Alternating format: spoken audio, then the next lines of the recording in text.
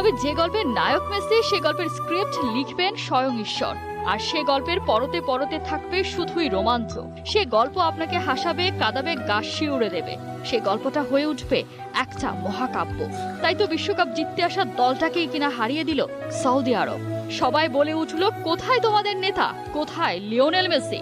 আবারও বুকের ভেতর যেন সেই ভায়োলিনওয়ালা করুণ সুরের ঝড় বইয়ে দিয়ে গেল, অথচ একটা গাছের পাতাও নড়ল না। তবে কি এখানেই শেষ? এবার আর লিও ভেঙে পড়েননি। জানতেন এবারের এই যুদ্ধে তিনি আর নন নিঃসঙ্গ শেরপা।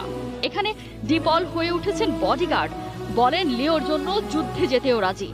সেদিনের সেই ছোট্ট হুলিয়ান আলভারেজ বলেন, মেসির হয়ে মাঠে দৌড়াবো আমি। পারাদিসের দৃপ্ত কণ্ঠ, মেসির জন্যই জিততে চায় বিশ্বকাপ ট্রফি। মেসির প্রতি এমি মার্তিনেজের ওয়াদা, শুনে রাখো, গোল করতে গেলে আগে আমাকে করতে হবে। নেতার জন্য